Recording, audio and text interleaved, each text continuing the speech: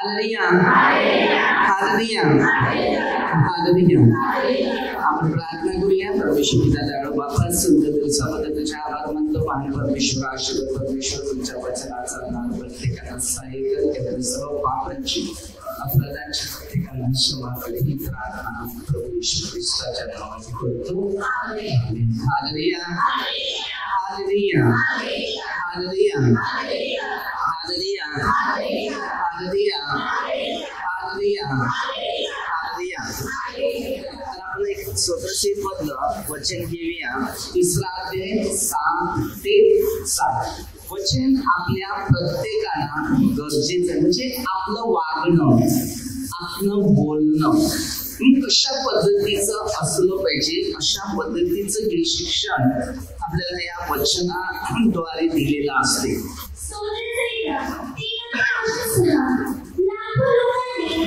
लाखो लोकांनी मला गराडा घातलेला आहे, मी त्यांना भिणार नाही. हे परमेश्वरा, माझ्या देवा, मला तार, तू माझ्या त्यासाठी तू माझ्या सर्व वैऱ्याच्या तोंडात तू मारले आहेस,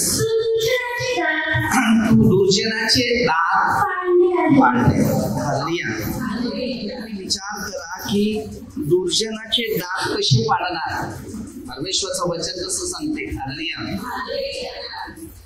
आता देवाने आपल्या जीवनामध्ये सगळ्यांना चांगलं दिलेलं आहे. मग आपल्यामध्ये जर चांगले गुण असताना एक वाईट गुण आले कसे. बरोबर. निंदा कशी आली, नफरत कशी आली, द्वेष कसा आला. माणूस चांगला असतो की नाही, मग अचानक कसा नफरत मध्ये उतरतो, द्वेष मध्ये उतरतो. बरोबर नाही. काय कारण आहे असं की त्याच्याद्वारे आपल्या स्वतःला कुठेतरी नुकसान बनू शकते. म्हणून देवाने काही शिक्षण दिलेलं आहे, त्याचा वापर आपल्या सगळ्यांना करता आला पाहिजे.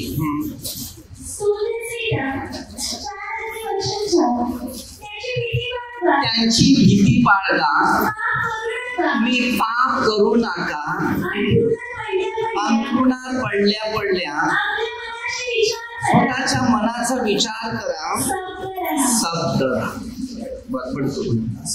त्याचे इथे मनाचा विचार करा आणि शब्द एकदम शांत. कधी कधी माणूस थकलेला येतो. बरोबर.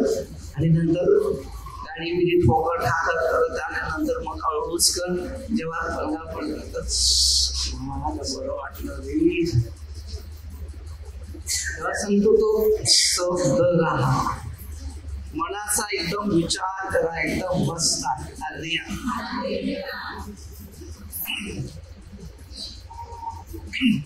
प्रत्येक व्यक्ती थकतो.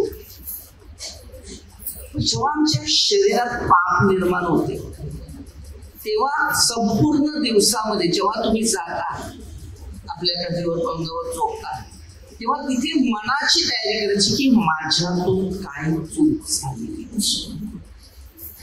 माझ्या शरीरामध्ये या अनेक प्रश्न दुःखाचे आलेले ते कसे माझ्यातून दूर होतील. चांगलं कर्म, चांगलं शिक्षण, चांगले नियम, चांगल्या वेदीचे आहेत, या आपल्या सगळ्यांना आत्मपरीक्षण करायचं. त्याच्यानंतर 5 अध्याय 4 ते 6.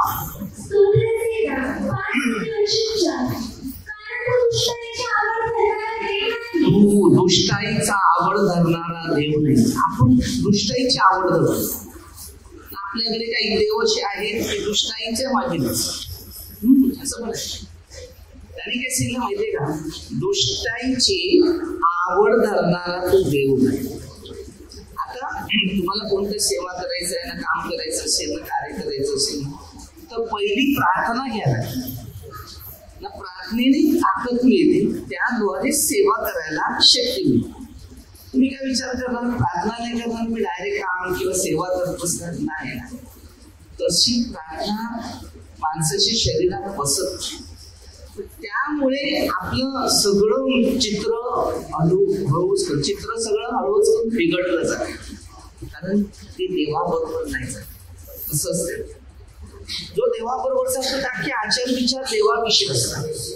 आणि ह्या जगामध्ये आणि गोष्टींमध्ये जेव्हा पडतो तर त्याचे आचार विचार या जागतिक गोष्टींमध्ये ते उतरले जातात आणि तिकडेच आम्ही कमजोर पडले जातो.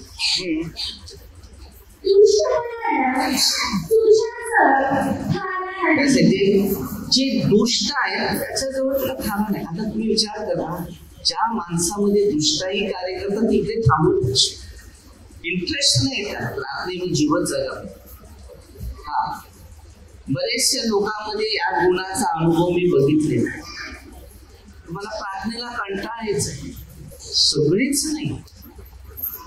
कधी कधी फार माणसावर परिस्थिती अशी येते की त्या माणसाला स्वतःला कळत नाही की शेवट माझं काय होणार. तुम्ही इकडे प्रार्थना नाही घेतली ते स्वर्गात जातील का? तुम्हाला काय वाटतं? मध्ये 7:21 पासून सांगितले, प्रभू प्रभू तुझ्या नावाने भूते पण काढले, मी प्रार्थना केली, चमत्कार पण देवाला आवडले का ते? आता मी ही सेवा करतो, जर देवाला आवडत असेल तर मला तिकडे नाही, बरोबर? मला माहितीये मी आज स्वर्गात 100% जाईल, हा माझा आत्मविश्वास आणि मी देवाच्या वचनाचं पालन करतो. पण स्वर्गात न्यायचं असेल तर एक क्षण मला बदलू शकतो, एक क्षण मला नुकसानात टाकू शकतो. म्हणून आपले आचार विचार सगळे स्वच्छ ठेवायचे. हा, म्हणून तर मध्ये 5 आठवडे सांगितले, अंतःकरणाची शुद्धते धर्म देवाला पाहणा, मन साफ. काय म्हणतात? मनाची स्वच्छता. तुमच्या मनाची स्वच्छता असेल तुमच्या जीवनात शांती. आता तुमचं मन दुसऱ्या ठिकाणी 2 जणांची नोकरी लागत नाही म्हणजे 6:24.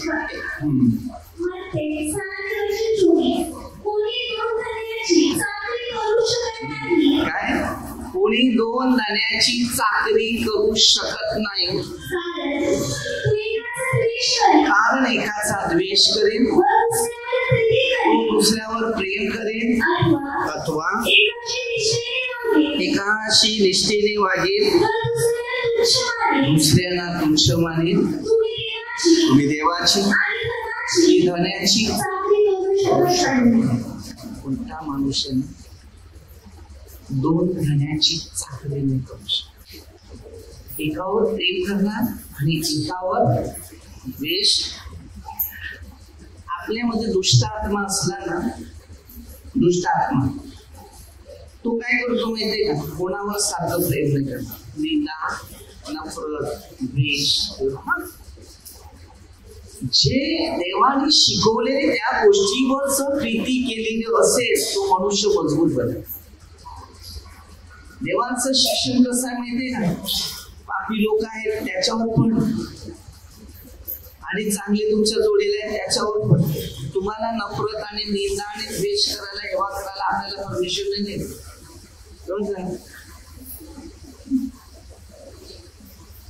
हर चीज मध्ये परमेश्वराच्या आज्ञाचं पालन पाहिजे, तेव्हा सामर्थ्याने अभिषेक आहे. सगळ्या गोष्टीमध्ये आशीर्वाद आहे. हर एक वस्तू तुमच्या जीवनामध्ये द्यायची आशीर्वाद. कारण जेव्हा उत्पत्ती सुरुवात झाली ना तर परमेश्वराने पाहिलं, त्याने सांगितलं आशीर्वाद हो, आशीर्वाद झाला. आणि आदामाने पाप केलं त्यामुळे आशीर्वादाचं अशुद्धता झालं. म्हणून नोहाला सांगितलं आशीर्वादित म्हणजे शुद्ध आणि अशुद्ध अशा वस्तू घे. परमेश्वराने शुद्ध पण घेतल्या आणि अशुद्ध पण घेतलं, फेकलं नाही. म्हणजे देवाने मानवाला शिक्षण दिलं की तुमच्यामध्ये चांगले गुण पण आहेत ना वाईट पण गुण आहेत, हे सर्व सारखे घ्या आणि त्याला तुमच्या कर्माचा दिवस तुम्हाला उभे घेईल. आपल्या इकडे नीतीचा माणूस नाही, त्याला नीतीचं शिक्षण द्यावं लागते. स्कूलमध्ये पोरं पाठवतात ना, त्याला काहीच माहिती नाही. एबीसीडी माहिती नाही, गमबन माहिती नाही, काहीच माहिती नाही. मग जेव्हा त्याला शाळेत गेल्यानंतर त्याला शिकवावं लागते. रे गवताचा, गवत म्हणजे निंदण, हे सगळं झाडा पाण्यामध्ये तुझ्या येणारच. या निंदणाच्या बाबतीत तुला मेहनत कष्ट करावं लागेल. फळ एवढं खाईल पण गवत एवढं काढावं लागेल. म्हणून त्यांना गाई म्हैस वगैरे असं जनावर ठेवले की त्यांनी ते चारा खावा. म्हणजे फॉर ऍपल ते पहिले ऍपल खा, ज्ञान वाढते. सफरचंदने ज्ञान वाढते.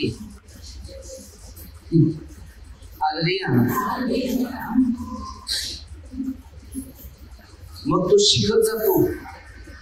मग ऍपल कसं बनवावं, मग झाड कसं लावावं, मग फळं कसे यावं. कसं येवान 15 तुम्ही आणि मी प्रभू कसं राहावं, प्रभू पासून दूर आल्यानंतर काय कंडिशन होते, हे सगळं शिक्षण. जर तुम्ही शिक्षणावर लक्ष दिलं असेल तर शिक्षण मिळेल, आणि शिक्षणावर लक्ष दिलं नसेल तर शिक्षण म्हणजे दूर निघून जाईल. त्यासाठी शिक्षण दूर निघून जाईल.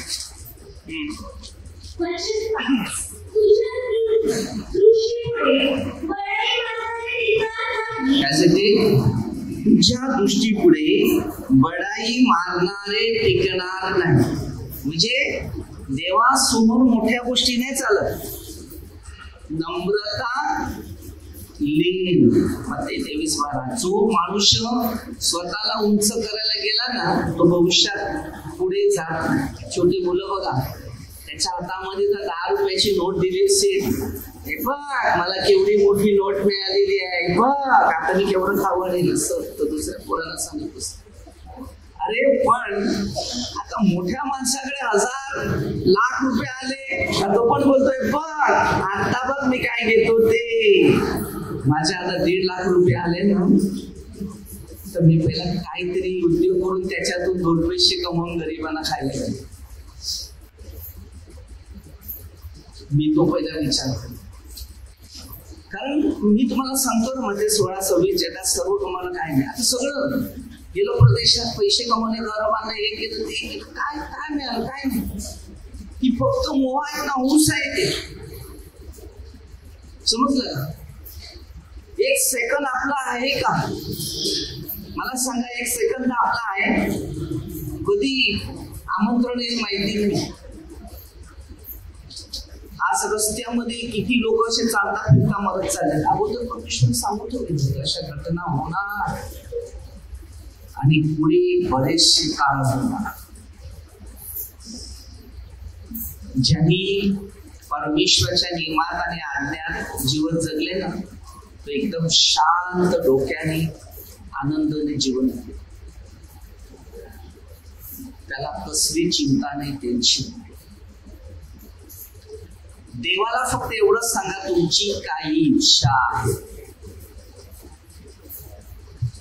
मी काय शिकलो माहितीये का? पूर्वी जगासाठी एवढा धावलो, नाकातून रक्त काढणं, तोंडातून रक्त काढणं. ही बंडी जी होती ते 1 तासामध्ये सोड्याची बाटली भरायची, स्प्राईटची बाटली 1/2 लिटर पूर्ण भरायची. 1 लिटर अगदी तेवढी बाटली ती अख्खी 1 तासात भरायची. विचार करा किती गरमी असेल. काम तर करू शकत नाही. 8-8:30ला काम बंद. सकाळी 5:30 वाजता डिग्र्या बघितले ते 55 डिग्री. कुकरच्या शिट्या वाजतील. जे मी शिकून आलाय ना ते मी लोकांना सांगतो. त्याग करायला शिकलो तर भविष्यात चालेल ना, एन्जॉय करायला शिकलं तर भविष्य जाईल. खूप काही वाटते, खूप काही करावं. माझं आता एकच टार्गेट निघाले. छोटी गाडी घ्यायची, त्याच्यात बसायचं, बाजूला 2 बॅटरी टाकायच्या, रस्त्यात फिरायचं, जो भेटेल त्याला अन्नदान द्यायचं. बरेच लोक इकडे तिकडे फिरायला एवढा पेट्रोल खर्च करतात, तर निर्णय घ्या. आपल्या केंद्रातलं जेवण आहे, लोकांना ते मी सांगतो, आता लोक जेवण वाटायला सुद्धा कंटाळा आहे. म्हणजे आता शेवटची घटना यायला लागली. आता कधी भूकंप उतरेल ना तुम्ही काय सांगा. 7 दिवस एकदम संपले गेले, कारण देवाचा क्रोध पडला. स्वतः 96-13 तर झाडं पानं देवाची स्तुती करते, कारण झाडं पानं पण फेकून लावली कापाला सगळी. किती खतरनाक दिवस आहेत. झाडं सुद्धा रडायला लागली, झाडं मरायला लागली, झाडं पडायला लागली, झाडं कापायला लागली. पर्यावरण बदलत चाललं, निसर्ग बदलत चालला. अचानक गरमी होत जाईल, अचानक थंडावा होत जाईल, अचानक पाऊस येईल. आता तुमच्यातला कोणता मनुष्य परमानंद भविष्य देऊ शकत नाही. अचानक कोणत्याही टायमाला पाऊस येईल आणि कोणत्याही टायमाला वादळ येईल आणि कोणत्याही टायमाला भूकंप येईल, कोणत्याही टायमाला महामारी येईल. कारण या भविष्यात बघितलं तर 99% पाप आहे, नाही 1% असं आहे की त्याला पुण्य मिळणं पण मुश्किल आहे. अर्ध आपलं तर अर्ध देवाचं ऐकतं. म्हणजे माझी प्रार्थना कशाला पाहिजे, मला धंदा पाहिजे, नोकरी पाहिजे, म्हणजे माझ्या शरीरासाठी, माझ्या आत्म्यासाठी, माझ्या शरीरासाठी, माझ्या आत्म्यासाठी. या शिक्षणावर लक्ष, तर देव तुमच्यावर लक्ष, देव तुम्हाला शिकवेल, देव तुम्हाला मार्गदर्शन करेल, देव तुम्हाला घडवेल. मी नाही पश्चाताप. मी एकच गोष्ट शिकू शकतो की तुम्ही लोकांना आशीर्वाद द्या, शाप नका द्या. स्तोत्रसंहिता 62 अध्याय वचन 4.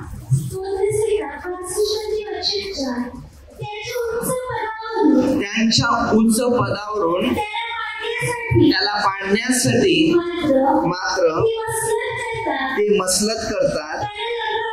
त्यांना लबाडी आवडते, ते आपल्या तोंडाने आशीर्वाद देतात.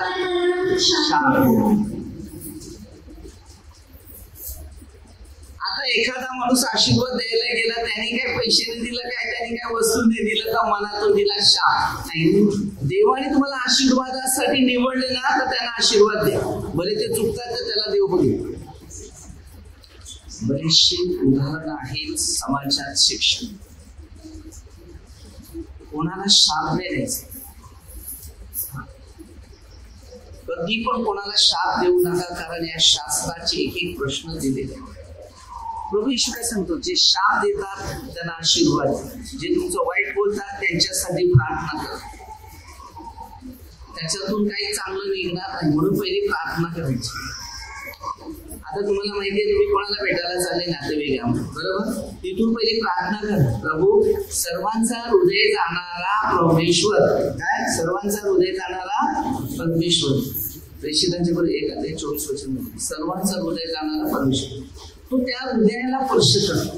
ह्या माणसाला मला भेटायचं आहे, पण त्यांनी प्रेमाने शांतीने माझ्याशी बोलभाषण करू, माझ्याशी वादविवाद किंवा नफरत नाही. आपोआप परमेश्वर त्याला, किती कठोर हृदय जरी असेल ना, तर ताबडतोब त्याचा चेहरा तिथेच बदलेल. आणि हसतान स्माईल करत, नफरत करून जा, तिथे तुमच्या अंगावरती रिटर्न होईल. कारण मनातला क्रोध त्याला भेटते, त्याचा क्रोध आपल्याला भेटते. मग दोघांमध्ये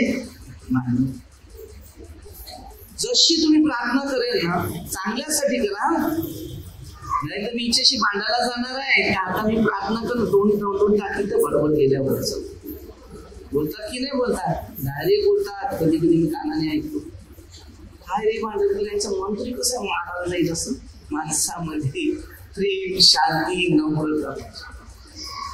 त्या टायमाला तुम्हाला राग येते ना, तेव्हा डॉक्टरकडे जा ना, पहिला प्रेशर चेक करून बघा, 200च्या वर नाही गेला तर मला येऊन सांगा.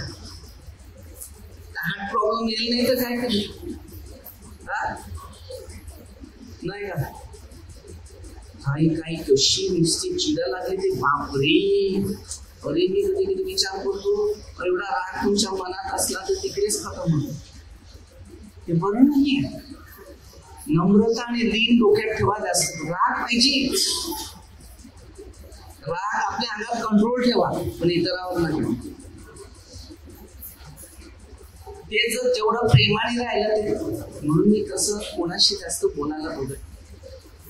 काय चांगलं तुमच्या मनात रागच आहे ते बोलू, काय करू मी, मनात रागच धरू नाही.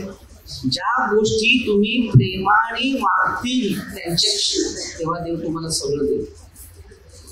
पण नफरत, निंदा आणि द्वेष नाही देवा कशी तर तुमच्या हातात काय नाही म्हणून. डोंगर 12:33 तू बऱ्याने जीव, वाईटाने जिंकला जाईल. माणसामध्ये प्रीती, भांडण होईल एवढं कोणाशी बोलायला नका. कसे आहेत, बरे आहेत, हात करायला पडा. बस तुमची माणुसकी वाढेल, समाजात वाढेल, तुम्हाला सगळ्या ठिकाणी तुम्हाला किंमत देतील, सांगतील ही व्यक्ती मस्त. जास्त बोलत बसतील, जास्त निंदा करत बसतील, जास्त नफरत करतील तर तिकडे गोंधळ व्हायचा. जे आपलं नाही त्याला हात नाही लावायचं. जेवढं चांगलं आहे तर बाजूला. समाजात जीवन राहायचं आहे, येशूने शिकवलेलं आहे. मी येईपर्यंत तुम्ही जिवंत राहा. त्याच्यात काय तो प्रश्न तोच आहे. आता जिवंत राहील म्हणजे काय, की तुमचे गुण जे चांगले आहेत ना ते तुम्ही स्वभाव सोडून गेले. आपला स्वभाव सोडून गेला पाहिजे. की काहीतरी पाठीमागे आहे मग ते 5 वर्ष करून केले. देवाची गौरव ठेवा, आपले गौरव ठेवून नका, नाहीतर आपल्या भविष्यात काय नाही. जेवढं चांगलं करताय तेवढं करा, जेवढं प्रीतीने राहताय तेवढं राहा. समाजात मान सन्मान काय काय आपल्या जवळ आहे. स्तोत्रसेतमध्ये 118 अध्याय वचन 22 मध्ये दिले आहे. नापसंत दगड कोळशीला झाला. प्रभू येशूला लोकांनी नाकारलं पण आज जगाने त्याला स्वीकारलं.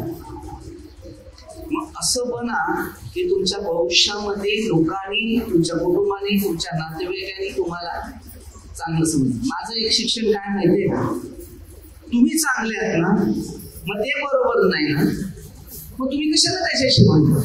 मग त्यांच्यात तुमच्यात काय फरक झाला, काय फरक आहे, काय फरक आहे का.